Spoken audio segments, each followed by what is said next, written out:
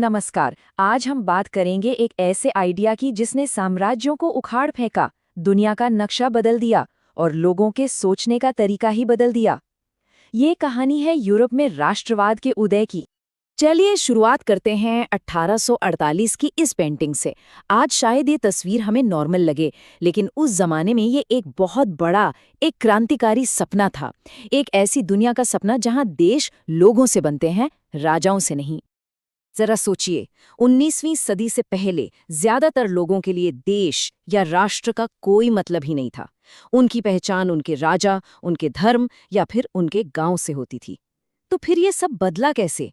साम्राज्यों में बटा हुआ एक महाद्वीप, राष्ट्रों का महाद्वीप आखिर बना कैसे? तो इस क्रांति को समझने के लिए पहले ये देखना होगा कि दुनिया थी कैसी। ये एक ऐसी दुनिया थी जहां अलग-अलग जातियों और भाषाओं वाले साम्राज्य थे, जिन पर कुछ निरंकुश राजा राज करते थे। 18वीं सदी के यूरोप में यही सच्चाई थी। लोग किसी देश के नागरिक नहीं, बल्कि राजा की प्रजा हुआ करते थे।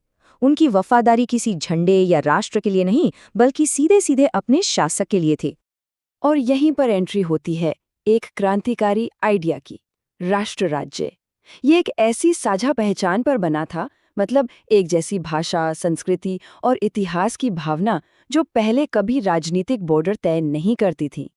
तो सवाल ये है कि ये चिंगारी सबसे पहले जली कहाँ? तो राष्ट्रवाद की सबसे पहली और सबसे जोरदार आवाज उठी 1789 की फ्रांसीसी क्रांति में, और ऐलान एकदम साफ और सीधा था। अब से फ्रांस का मतलब राजा नहीं, बल्कि फ्रांस के लोग होंगे।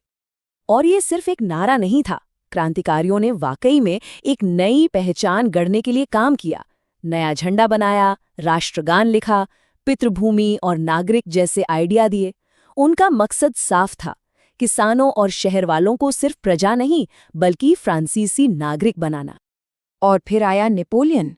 वो क्रांति के विचारों को लेकर पूरे यूरोप में फैल गया। लेकिन विडंबना देखिए, उसी की सेनाओं के कब्जे ने जर्मनी, स्पेन और इटली के लोगों के अंदर अपनी अलग राष्ट्रीय पहचान की भावना को और भी ज्यादा भड़का दिया। फ्रांस में जो चिंगारी जली थी, वो पूरे यूरोप में आग की तरह फैल रही थी।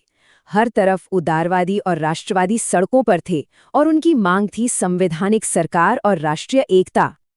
1820 से लेकर 1848 तक ग्रीस से पेरिस और वियना तक विद्रोह की लहरें उठती रहीं।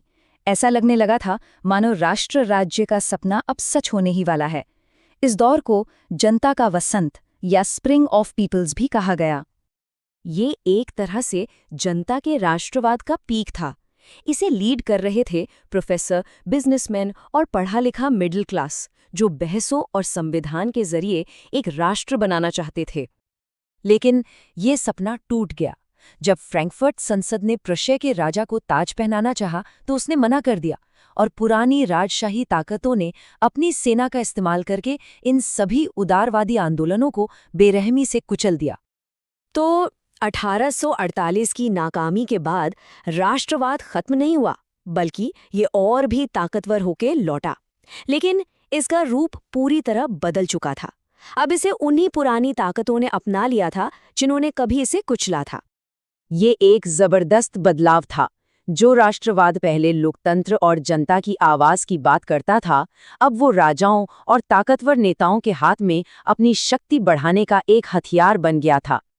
इस नए और क्रूर राष्ट्रवाद का सबसे बड़ा चेहरा था प्रशिया का चांसलर ओटो वॉन बिस्मार्क। उसका मानना था कि राष्ट्र भाषणों और वोटों से नहीं बनते, वो बनते हैं लहू और लोहे से। और बिस्मार्क ने यही किया। उसने अपनी जबरदस्त सेना और ब्यूरोक्रेसी का इस्तेमाल कर जर्मनी को एक किया, लेकिन वोटों से नहीं, बल्कि 3 बड़े और निर्णायक युद्धों के जरिए। इटली के एक होने की कहानी भी कुछ ऐसी ही थी। इसमें मैज़ीनी जैसे क्रांतिकारियों की आत्मा थी, कैवोर जैसे नेताओं का दिमाग था, और गैरीबाल्डी जैसे सैनिकों की तलवार थी। इन सब ने मिलकर एक राष्ट्र बनाया। लेकिन कहानी यहीं खत्म नहीं होती। 19वीं सदी के आखिर तक आते आते राष्ट्रवाद का मिजाज एक बार फिर बदल गया। अब जोर देशों को जोड़ने पर नहीं, बल्कि एक दूसरे से मुकाबला करने पर था।